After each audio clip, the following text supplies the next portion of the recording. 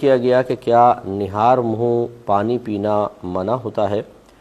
کیونکہ کوئی حدیث حضرت ابو سعید خدری رضی اللہ تعالی عنہ کے حوالے سے کسی نے کوٹ کی ہے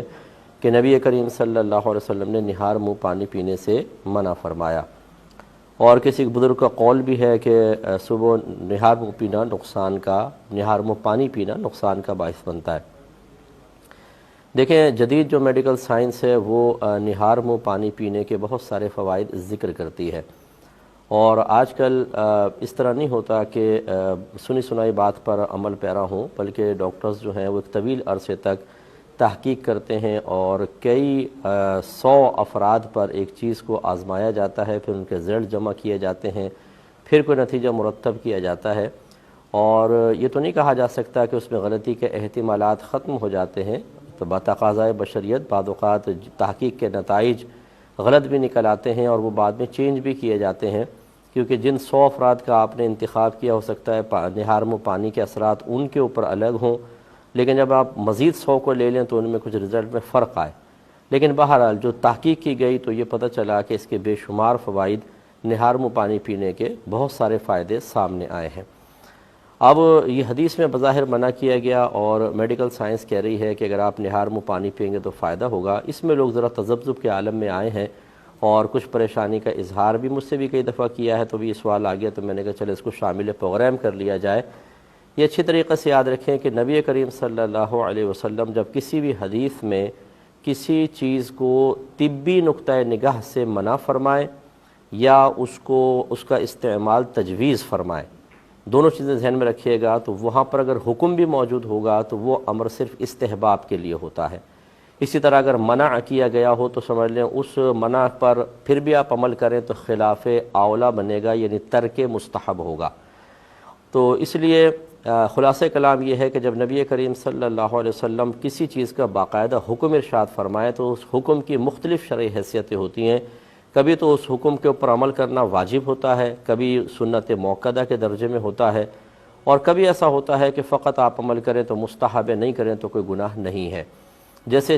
سرکار نے ارشاد فرمایا اگر سالن میں مکھی گر جائے تو اس کو ڈبو دو، پھر اس کو نکال کر پھینک دو، کیونکہ وہ اپنے اس کے ایک پر میں بیماری ہے، دوسری پر میں شفا ہے، وہ جب گرتی ہے تو بیماری والا بازو پہلے گراتی ہے، لہذا اس کو پورا ڈبو دو تاکہ شفا والا بازو اندر جا کر بیماری کو ختم کر دے، اور پھر نکال کر پھینک دو۔ اب اس میں تمام امر کے صیغے ہیں، لیکن سب جانتے ہیں کہ یہ مستحب ہے۔ اگر مکھی گر جائے کو ویسے ہی نکال کے اس کو پھینک دے تو یہ نہیں ہے کہ وہ گناہگار ہوگا، اور پھر اگر وہ کھانا نہ کھائے، اس کا دل نہیں چاہ رہا، اس کو کراہت محسوس ہو رہی ہے، مکھی نکال کر پھینک کر وہ کسی اور کو کھانا دے دیتا ہے، تو اس میں بھی شرعاً کوئی گرفت نہیں ہے۔ ایسے ہی بقرہ عید کے اول 10 دنوں کے بارے میں سرکار نے ارشاد فرمایا جو قربانی کا ارادہ رکھتا ہو اسے چاہیے کہ جسم کے کہیں بال وغیرہ اور ناخن نہ کاٹے 10 ذوالحجہ تک۔ یہ بھی ایک امر مستحب ہے، بلکہ اس میں تو امر کا باقاعدہ صیغہ، اس کو چاہیے کہ ایسا نہ کرے، لیکن علماء نے تحقیق کر کے بیان فرمایا مستحب ہے۔ تو اسی طریقے سے یہ پانی پینے کا مسئلہ ہے کہ نبی کریم صلی اللہ علیہ وسلم نے اگر اس کو منع فرمایا تو طبی نقطہ نگاہ سے ہے۔ یہ پھر یاد رکھیے کہ امت کے ہر شخص کے لیے نہیں ہوتا، بلکہ یہ ہو سکتا ہے کہ آپ نے سامنے موجود 2-3 اشخاص کے لیے ایسا فرمایا ہو، کسی خاص قبیلے کے لیے فرمایا ہو، خاص عرب کا جو وہاں ماحول تھا، وہاں کی جو آبا و فضا تھی اور جو کچھ آب و ہوا تھی، اس کے حوالے سے سرکار نے فرمایا ہو، لہذا دوسرے علاقے والے، دوسری جگہ والے، دوسری طبیعت رکھنے والے اگر اس میں فائدہ محسوس کریں اور اس کو اختیار کریں تو شرعاً کوئی قباحت نہیں ہے۔ جیسے نبی کریم صلی اللہ علیہ وسلم نے شہد کے بے شمار فائدے بیان فرمائے، اور فرمایا اللہ تعالیٰ نے اس میں تقریباً ہر بیماری کی شفا رکھی ہے۔ سرکار نے فرمایا شہد استعمال کرو، اللہ نے اس میں شفا رکھی ہے، لیکن کیا یہ ہر شخص شہد استعمال کر سکتا ہے؟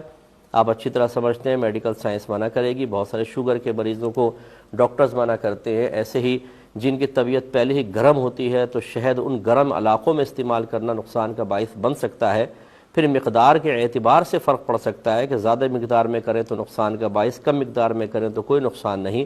خلاصہ کلام یہ ہے کہ اگر کوئی ڈاکٹرز کی جدید تحقیق کو بنیاد بنا کر نہار منہ پانی پیتا ہے تو یہ خدا نخواستہ حدیث کی مخالفت لازم نہیں آئے گی،